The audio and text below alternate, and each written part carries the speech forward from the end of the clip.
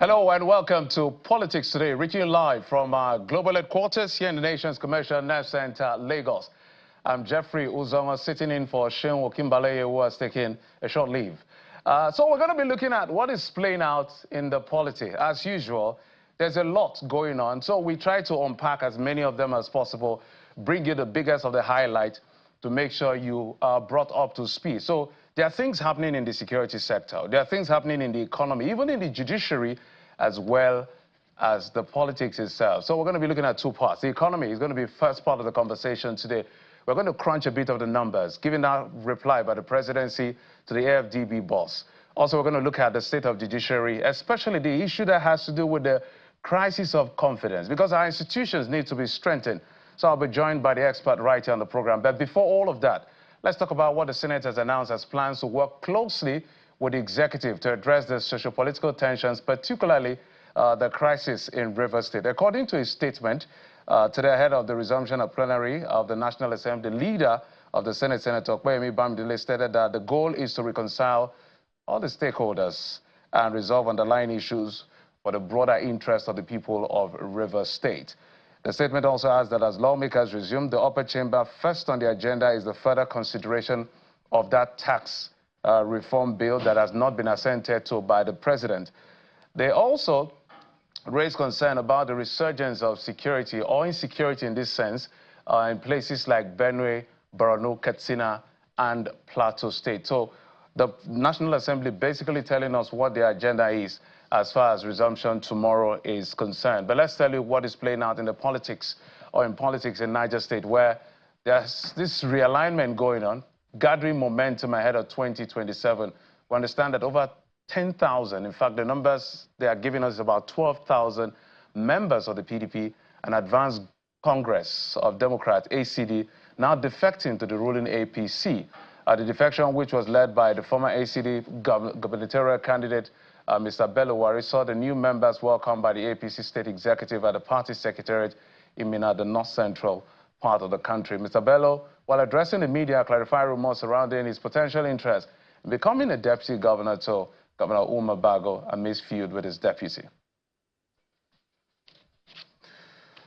And let's talk about that controversy. What that statement credited to the AFDB boss, the presidency faulting the president of the African Development Bank, Adeshina, Dr. Adeshina, over his remarks that Nigerians were better off in 1960 than now, citing per capita income. The special advisor to the President on Information and Strategy, Mr. Bayo Nanuga, in a post on X, said the bank boss spoke like a politician in the mode of the 2023 presidential candidate of the Labour Party, Mr. Peter Obi, without doing due diligence. Those were the words. In somewhat of a comparative analysis, Mr. Bayo Nanuga says both the current GDP and especially the per capita income, which of the GDP per capita, I should say, he claims that which he claims Dr. Adeshina based his conclusion on, are higher now than in 1960. Mr. Bayo believes the GDP per capita explains that that is not the only tool for measuring standard of living. And in fact, it's a poor tool for measuring standard of living because, in his words, it marks uncaptured entities, including things like the infrastructure, health, informal sector, and all of that.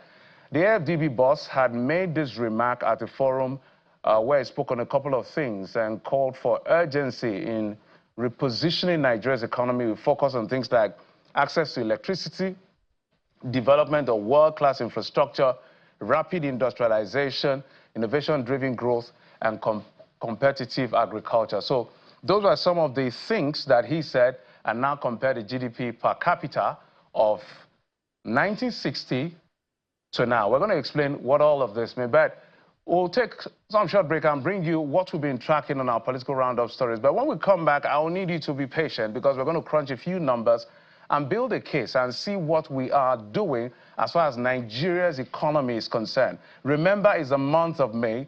A few days from now, slightly about 3 weeks from now, all the persons who took oath of office on May the 29th, 2023, including President Bola Tinubu, will be doing exactly midterm. How well have they governed Nigeria?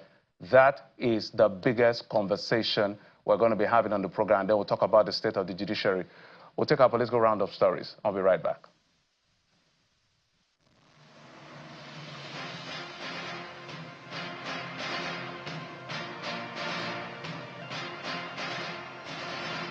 President Bola Tinubu has sworn in the chairman of the National Assembly Service Commission and 10 commissioners for a renewable 5-year term. The brief ceremony, which involved the taking of their oaths of office, came before the commencement of the day's Federal Executive Council meeting. In attendance to witness the ceremony is the Vice President Kashim Shettima, President of the Senate Senator Godswill Akpabio, the Chief of Staff to the President Femi Gbajabiamila, and other members of the Federal Executive Council. A group of Nigerian youths have staged a protest in Abuja calling for the immediate release of popular social media critic Martin Ose, popularly known as Very Dark Man. The protesters, who marched from the headquarters of the Economic and Financial Crimes Commission (EFCC) to the premises of the bank where he was arrested, and then to the National Human Rights Commission, held placards with different messages demanding for the immediate release of the social critic. The protesters, who declined speaking to journalists on camera, said the arrest was unjust and are demanding transparency from the authorities as well as intervention from the National Human Rights Commission. In Oyo State, the state governor Seyi Makinde says his administration will continue to do all that is required to give youths in the state platforms and opportunities to unlock their potential to lead a prosperous future for Nigeria. Governor Makinde highlights this at the grand finale of the Oyo State Youth Summit 2025. Governor Makinde noted that for any nation to prosper economically, it must create entrepreneurs, commit to education and its youth, and take production seriously to stamp out poverty. Economic prosperity will not come except we have entrepreneurs, except we have our people educated, and except we backed it up with intensive production. Lastly, in Delta State, the Ogbejo community in Warisa local government area have expressed concern over discrepancies in the recently concluded delineation field work exercise conducted by INEC following a Supreme Court judgment. Speaking at the news conference in Warri, the leaders raised fears that the report may not accurately reflect the true settlement structure of the area. They pointed to inconsistencies between INEC's 2024 data and the National Population Commission 2023 enumeration, and appealed to INEC to review the report to ensure fair allocation of registration areas and polling units based on actual population and locality data. The Commission should fish out the raw and actual data collated during the fieldwork between the 10th of July to 19th of July 2024 in reviewing the field report presented for Warri Southwest Local Government Area of Delta State.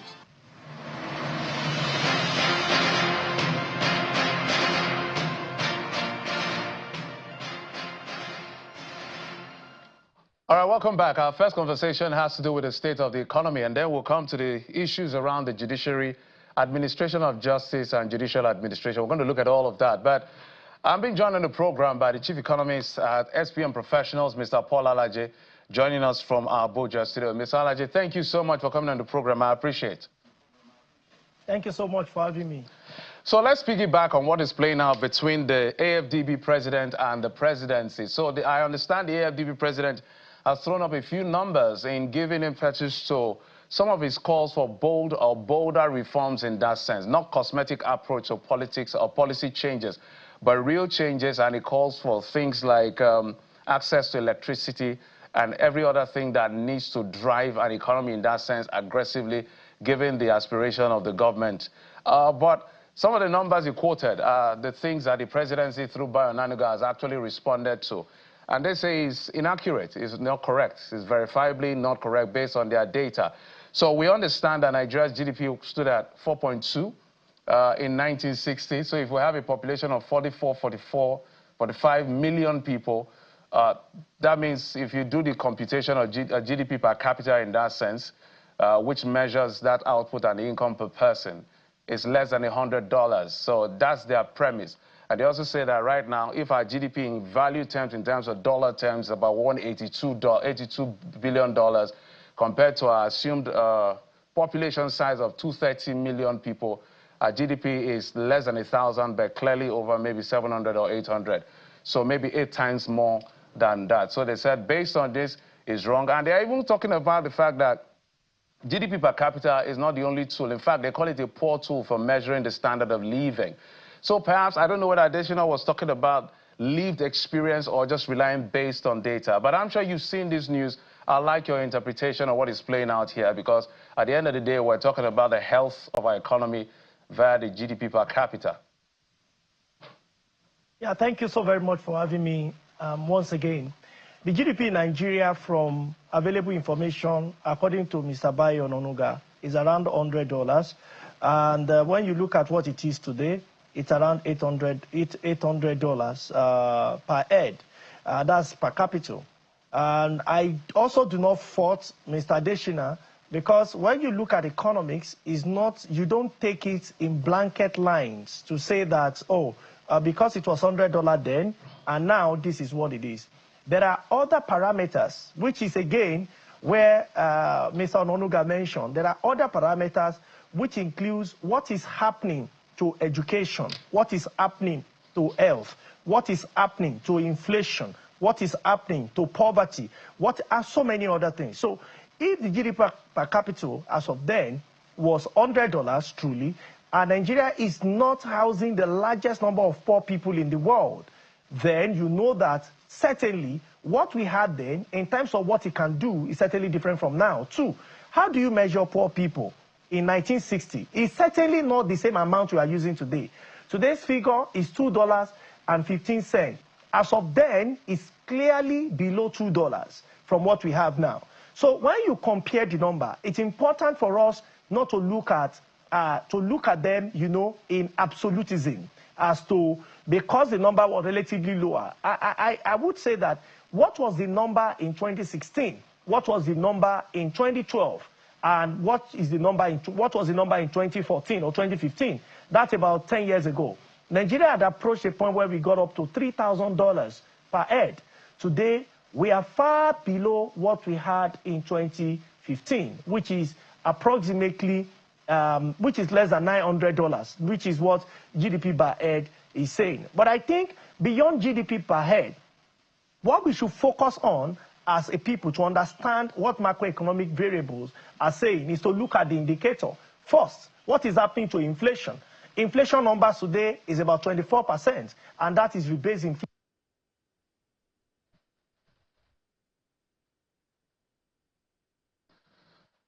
Oh, there. Okay. I hope we can get Ms. Alaji back. Ms. Alaji, if you can hear me, we're still listening to you, but maybe a glitch of the network affected us. Trying to ensure that, just to compare what is going on. So just as a reminder, just like a background. So the presidency has been responding to the African Development Bank president's statement over the state of the Nigerian economy using the GDP per capita, which is basically a ratio of the GDP relative to the population of a country in that sense. So basically measuring people's output, it can be used to measure the output as well as their income. So the in economic terms, it also helps to understand how well we're doing and the buoyancy in that term of an individual based on dollar terms. So right now we're less than 1,000, and then in 1960 we're about $100 in that sense. So that's why the federal government is faulting the Adeshina's position. Ms. Alaji, please, you can go on. Sir Jeffrey, can you hear me now? Yes, I can hear you. Now, the difference between what Mr. Adeshina is saying, which I'm not sure whether deliberately or he assumed that people will understand it, is that dollar itself has a value. As of that time, dollar was based on the value of gold up until the time that dollar was taking off the gold value. The dollar you saw in 1960, that was 100, is over 1,000. It's over 1,000 now. In economics, we don't take absolute value. That number that looks like $100, when you check what that $100 will buy in 1960, is far higher than what it will buy today. So I also saw that people are comparing that people were paid 45,000 minimum wage, 45 naira minimum wage, and they are being paid, say, 70,000 now. We need to check how much was Pojo, how much was all the vehicles that were used, brand new vehicles, in that time, in 1960, and how much is it today? So when we are comparing, economics are very careful about just comparing in absolute terms. It's important we compare in relative terms. So yes, Dr. Akinwumi Adeshina was not wrong with his presentation because, of course, as an economist and to have held that kind of position, I believe that he has taken into cognizance the relative value of the dollar. And the relative value of the dollar that is earned then is far better than the per head income we are earning now. The spokesperson for the president is also not wrong when you speak absolutely regarding what the GDP number was then and what it is now. The GDP number then, I mean, the per capita income then, the number he quoted was right compared to what it is now. But what matters is not how much it is what can it buy. Can you buy what the minimum wage then, what we earn then? Can we spend the same amount to buy, to have the same value? Again, the quality of life. What is the quality of life then, and what is the quality of life now? These are things that people should pay attention to. And to compare very well, you need to look at different economic parameters. One is what is happening to inflation. What was inflation in 1960 and what is inflation today? Clearly speaking, inflation today is far higher than what it was in 1960. I don't know if you can still hear me, sir.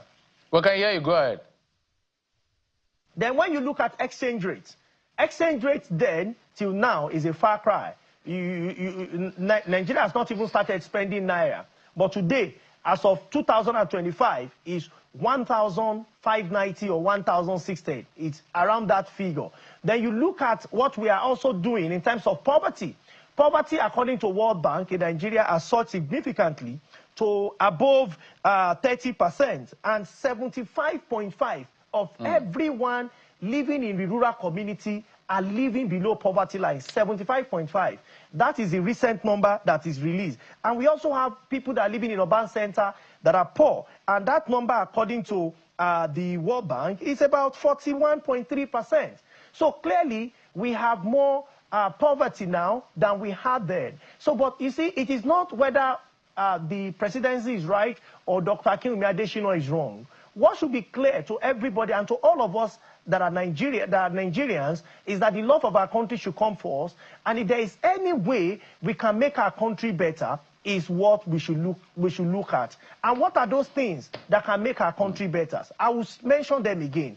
There is no future for any country who does not produce sufficiently some of these finished goods. You see, Africans have been bottled to a thought that we are to farm for the rest of the world. Okay.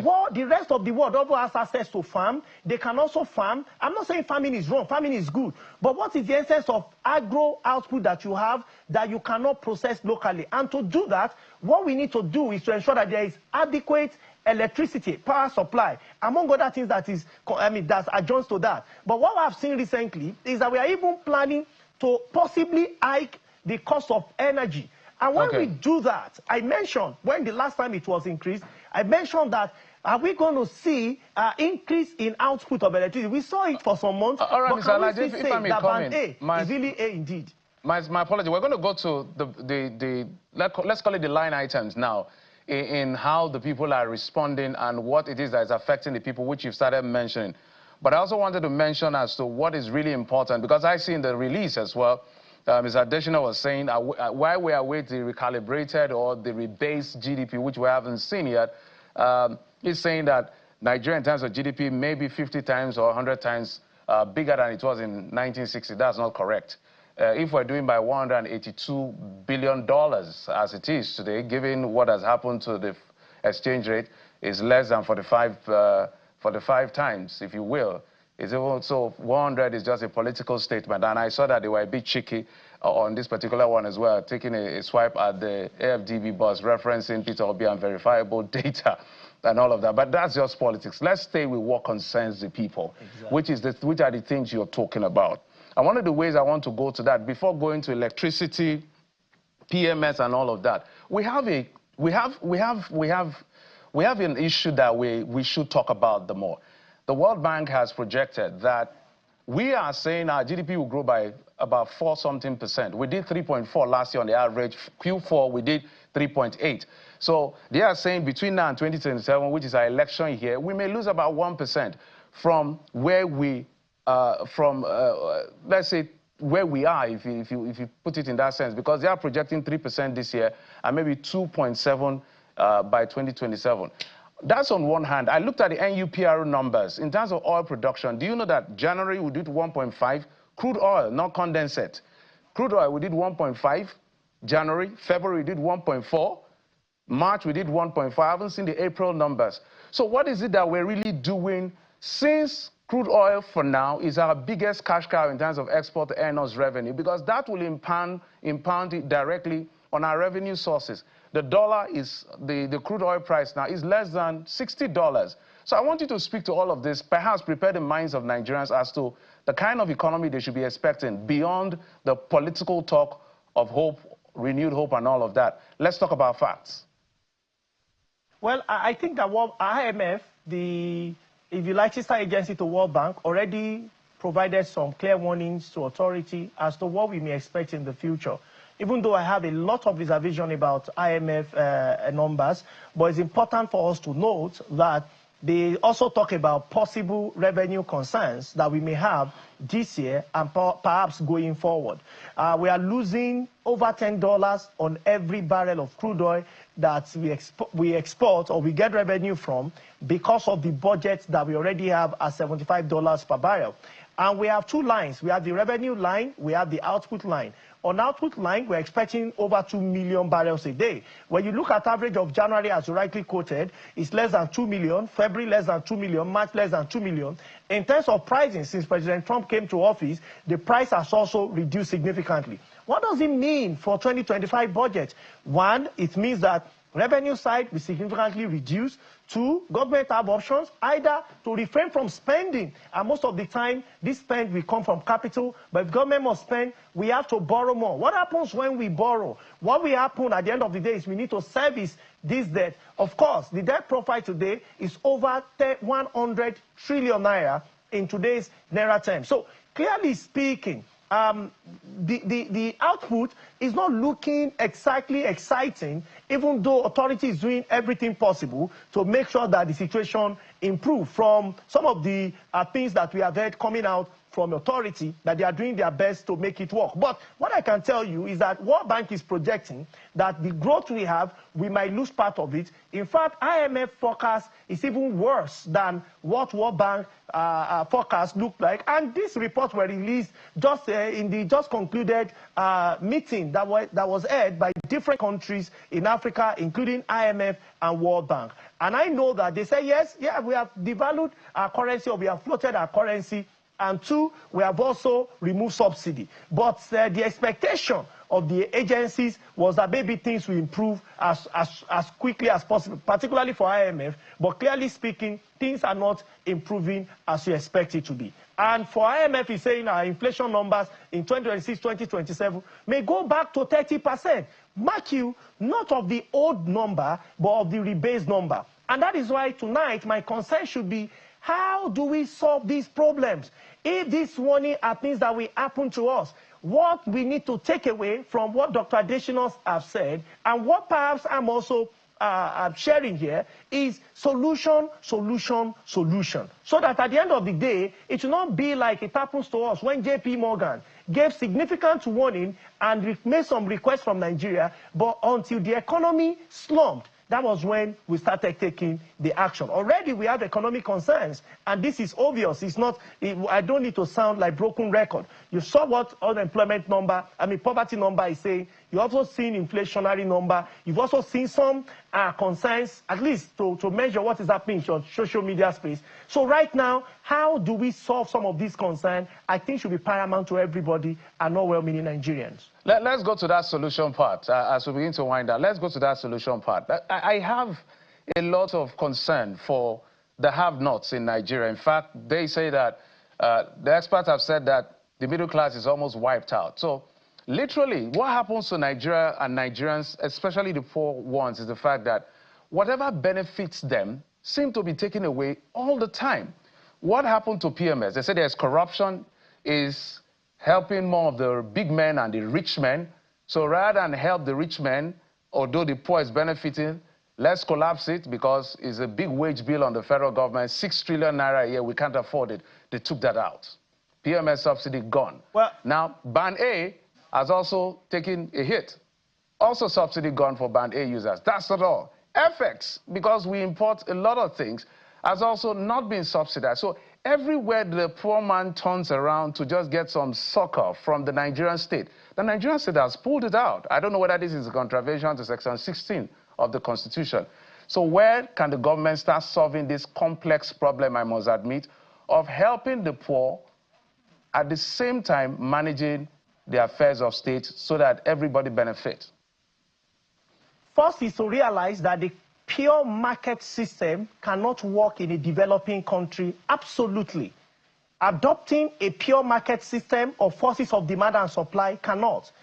Just put this to test. We can isolate a state in Nigeria and say that the price of PMS, and please, people need to hear me in full, is 10,000 naira, and watch whether people will buy or not. The truth is that some persons will still buy. Remember when the PMS price jumped to 600, 700? For some weeks, people said no. After a while, people were forced to buy. But that people have now loaded that on what they are selling. People have expected higher salary. At the end of the day, what exactly changed? Because over the time, those that are advising us, these are the style and strategies they adopted, not just in Nigeria, funnily enough. The same strategy was adopted in Argentina and a few other countries, but you check for Venezuela and Argentina that are adopting similar strategy that Nigeria is adopting.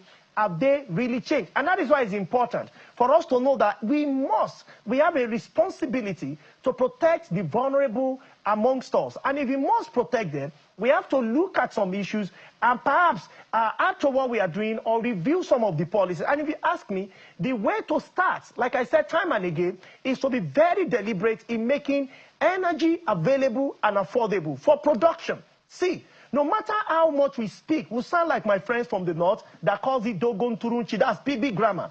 What matters here is if we are not producing, we will be susceptible to those who are producing for us, to those who are providing us with things. So if truly we will save the situation in Nigeria, what we should look at is everything that we make us. And let me give you an instance. Our pupils just resumed. Nearly 40 million of them. Check their school uniform, as basic as school uniform. Where are those uniforms coming from? From China, from India. 40 million. After a year, some of them will buy again. Can we start solving our problem one after the other? While we focus on manufacturing, protecting that industry, we cannot allow them to say that they should be thrown into the same competition with those who have protected their market over time. China did not just become China overnight. There was a time where China protected the manufacturing sector for them to be what they are today. You saw slam how countries were going to visit America. But how did Xi Jinping respond to it?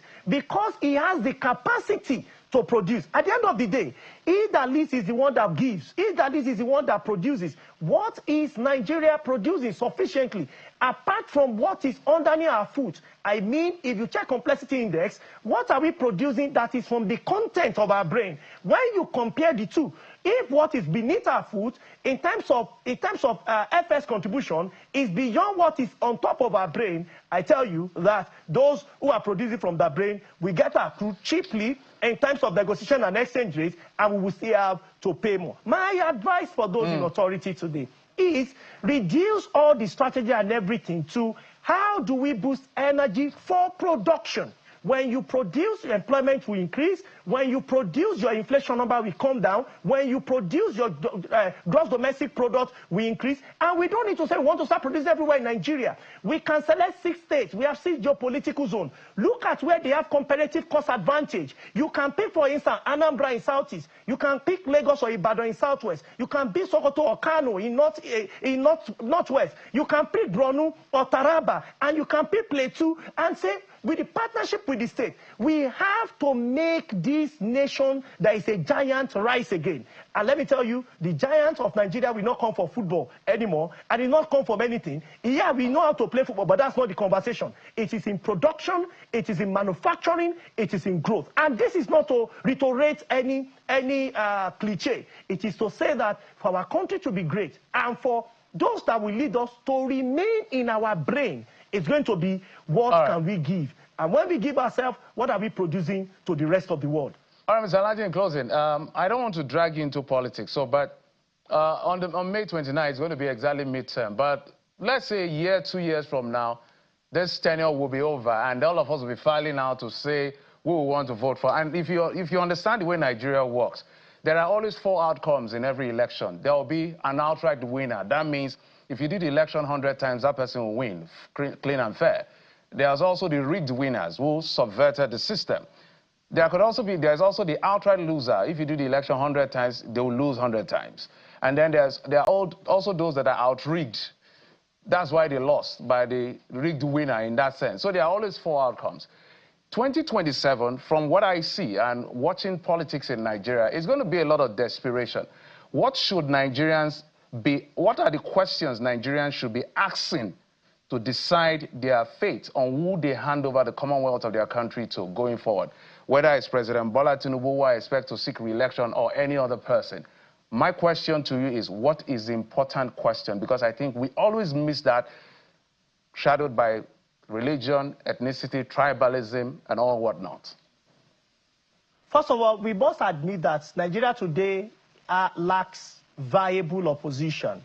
And in every democracy that I've studied, why you don't have a one-party system or a monarchical system is because you have an opposition that is constructive, but it's opposition that is viable.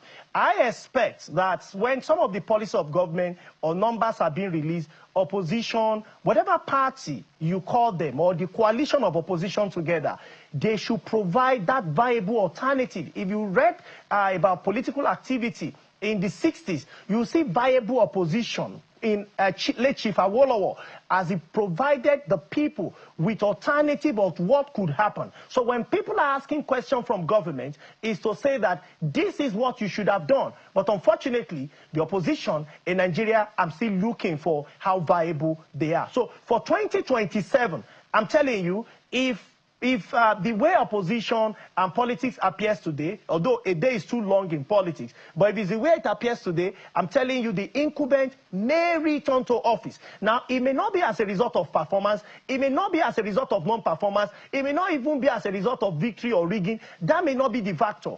The fundamental of deciding what is happening will not just be from people, because I'm not sure if you will contest for president in next election, for the president of Federal Republic of Nigeria or a state governor in the next election. Those who may likely contest, if you are not seeing their policy outcome and options to what we have now, because some Nigerian believes these policies are the best, some believe these policies are not the best for them. But if you don't hear the voice of opposition, I am sorry, they might be meeting in their living room or in their party secretariat. It really does not matter if we don't know what alternative to provide. But if that alternative is not there, we forget it. Policies may continue, things may be the same beyond now to 2027. Mr. Paul Alaji, always a delight to have you bring your knowledge and your insights of this subject matter. We have one country, and this is our country. We may disagree to disagree. The whole idea is to make sure our country grows, and the economy is the backbone of most of the things we talk about. Paul Alaji is a chief economist at SPM Professionals, joining us from Abuja City. Thank you, sir, for coming on the program. Thank you so much for having me. All right, we'll take a quick break. When we come back from the break, we'll talk about judiciary. We'll talk about freedom of expression and freedom of speech as well. The senior advocate of Nigeria will be joining us on the program in just a moment to break it down right here on what we should know and what we should do when it comes to the states and the judiciary. Join us in just a moment. We'll be right back. Welcome back. Let's talk about the judiciary and the Nigerian state. Let's bring in our guests right here in our Lagos studio. Wahab Shitu is a senior advocate of Nigeria. Always a delight to have you on the program, sir. Thank you. Always a delight to keep your company too. I have a couple of issues for you to deal with, but maybe let me piggyback on what I discussed with the economist, because I know that, for instance, that I think in section 16, I'd actually talked about the Nigerian state has to manage its affairs such that let me say, the factors of production in that, or wealth is not unevenly distributed to certain people or a group of people over the others. But what we have seen, in a sense, is the middle class constantly being cut out. People are falling deeper into poverty. The rich is getting richer in that sense and all of that. So is there a comment you can make as far as maybe the law is concerned on how the government can begin to direct its policy? I know that the tax reform is on one hand not been signed, but that is one law they want to use to do that imbalance in that sense. I just needed a general comment on it. Well, I think it is high time we take a hint from what is happening in other climes in terms of the indicators for development, and ensure, and our government should ensure, even distribution of resources, even distribution of development across the 6 geopolitical zones without discrimination. It's either we are interested in building a nation devoid of discrimination across party, ethnic, or some other considerations. Or we want to, simply be divisive. And being divisive cannot assist us as a country, given our potential that we have as a country. Nigeria is richly endowed in terms of human resources, in terms of natural resources, all over the country. And so our leaders at all levels particularly should ensure balanced development in a way that every section of the country will have a sense of belonging. That okay, this country belongs to all of us. And so we take ownership of our resources as a country without devoid of the.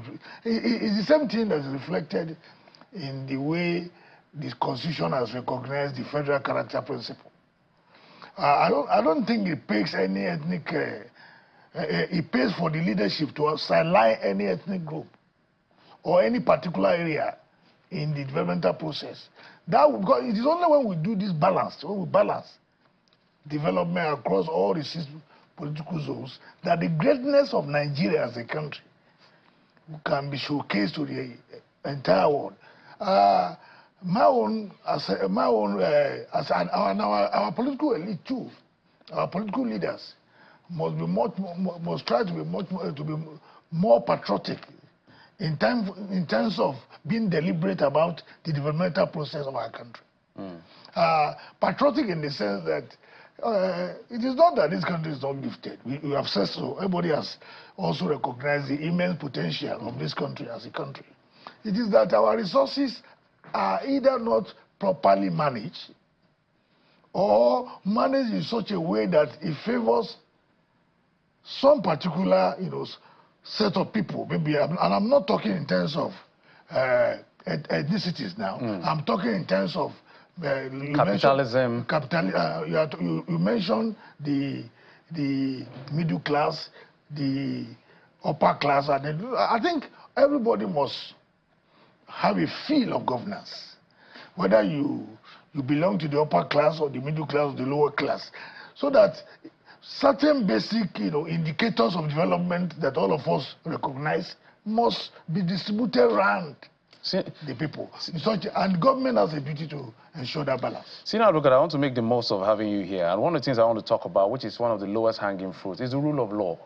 I would like you to speak to it, and communication with our institutions, because I know that there's a gentleman, I think his name is VDM now, I think he's with the EFCC custody as we speak. There's nothing official on their page that says this is why they have taken him in that sense. So we cannot guess why he's been taken, but we understand they spoke to another media organization talking about multiple complaints and all of that. The reason I brought this to the fact that if somebody who is popular online in that sense and is spoken, he has a love and hate relationship, is taken in by any anti-graft agency, and then it takes a long time to even find out what exactly is going on.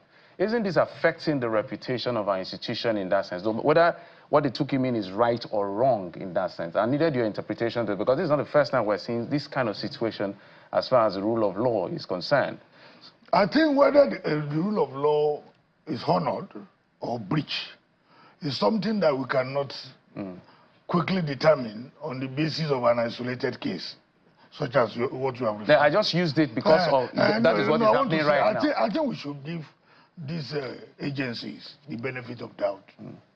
I am privy to the information that, and I happen to know as one of the solicitors or prosecutors for EFCC, that this current EFCC regime, led by Olukoyede, is deliberately consigned with the theory of rule of law.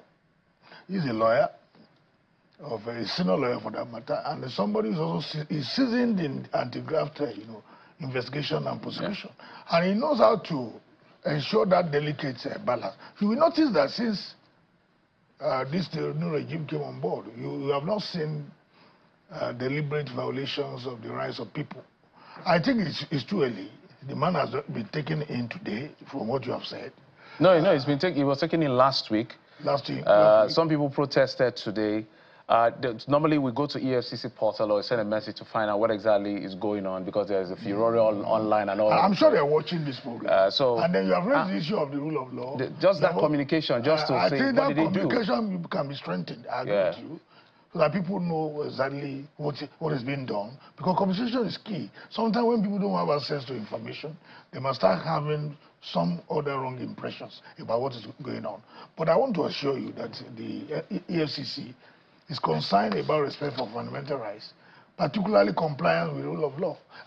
Only just today, if I can reference that point, I know that the Yabo Ojo was invited to the EFCC this morning, and she was promptly released. As I speak to you, she's on her way back to Lagos. She honored the invitation today, and after interrogations, they asked her to go. I mean, they released her on bail. That shows a regime, an administration that is deliberate about respect for fundamental rights. I don't think none of us will even agree, including you, because you seem to be obsessed with this theory of rule of law. And you emphasize it every time on your because they are watching it with the kind of... Because we're here to work together. Senior advocate, the lowest hanging fruit, no matter what we do, thank God you're a member of the inner bar. Yes. The lowest hanging fruit to changing Nigeria, in my view, are two things.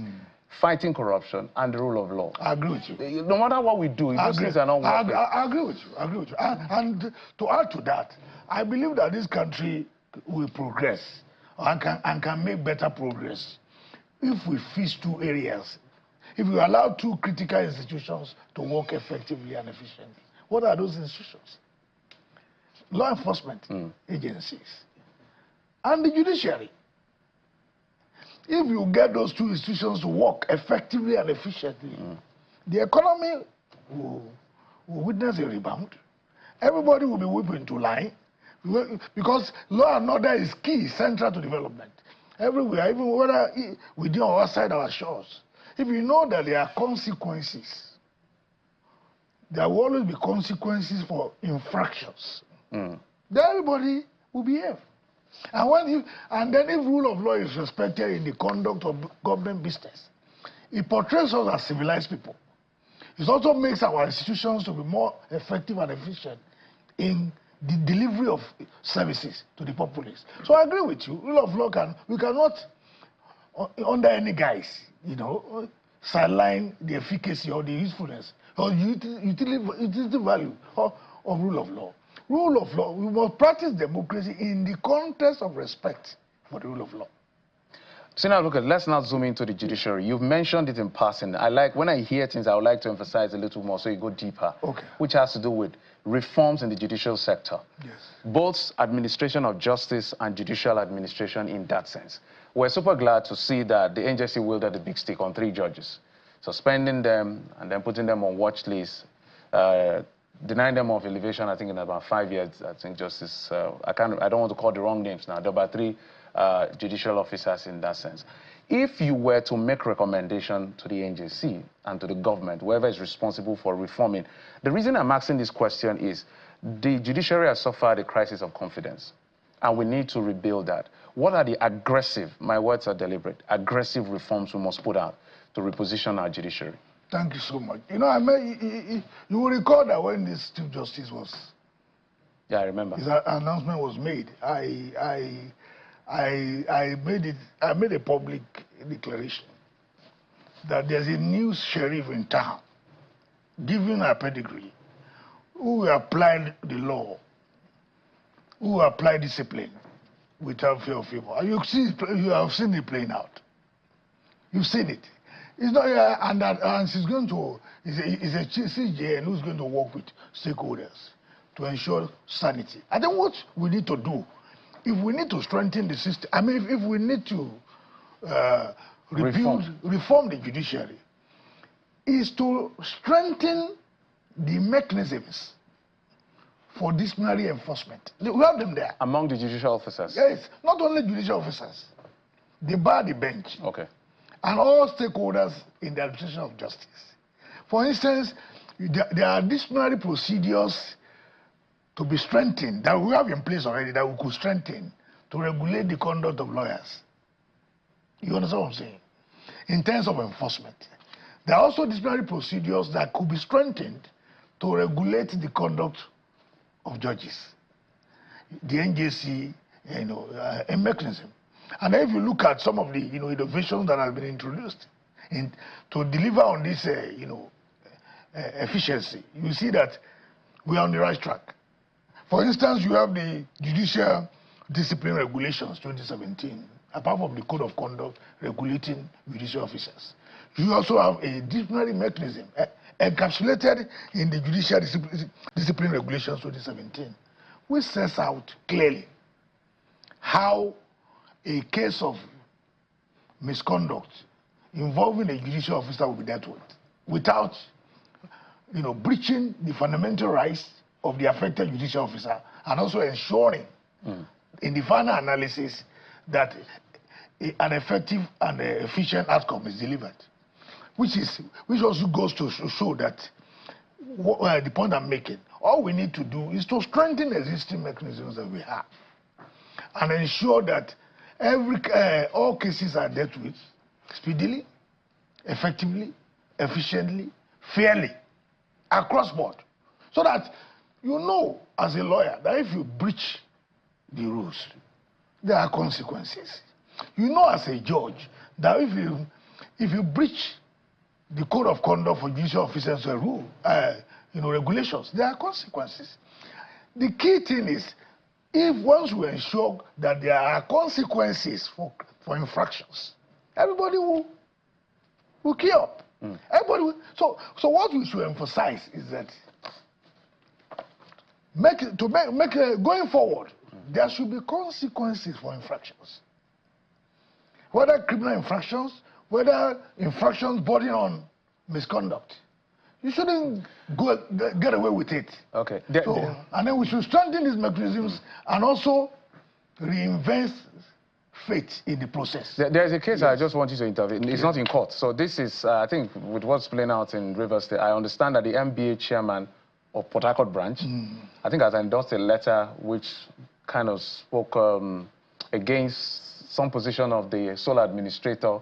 But given the fact that she is a civil servant, I understand that she was queried through the Ministry of Justice in that sense. So her colleagues came out, your colleagues, members, maybe senior members or junior members, came together and said, look, there has to be dichotomy between her role as a defender of the bar as against a civil servant. When there is a conflict in that particular situation, how do you resolve that?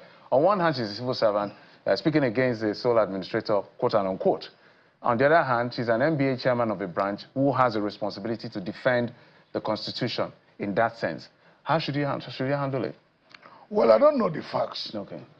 But I want to believe that you work in Chinese. And you have your internal regulations here that you sign on to as a staff. Yes, there's a contract. As a contract. If you go against those regulations, are you saying that Chinese is not entitled to proceed against you? It's entitled. So we need to also see what obligations exist to regulate the conduct of that civil servant. Okay. And then we also need to see whether those regulations have been breached. That's one. Again, we also need to look at the hierarchy of laws, for instance. We know that at the apex is the Constitution. Civil service regulations, all of those are subordinate to the Constitution. So the only thing I will say now, I don't want to pass judgment. If the affected person is a lawyer who also recognizes his or her rights under the law, and any action is taken which he considers to be against his rights, he can approach the court. And then the court will look at the facts, will examine the issues, and then see whether in the particular circumstances of the case, his rights have been infringed upon. I think it will be premature at this stage for anyone to, without knowing the entire facts, to volunteer an opinion. Yeah, I was just looking and at... I refuse to do that. Yeah, I know, I know you will not do that. I know. I just need your intervention when there's a conflict. That conflict will be resolved based on the hierarchy of laws and the particular circumstances of every case. Senior Advocate, always a delight talking to you. Thank you so much for coming on the program. We really appreciate it. Thank you, sir. Senior Advocate on Nigeria, Wahab Shitu, breaking down some of the content of the law for us right here on the program. Thank you, sir. It's a pleasure. And that's it on the program for tonight. Thank you so much for your time and company. I'm Jeffrey Uzonga. Have yourself a good night. Bye-bye.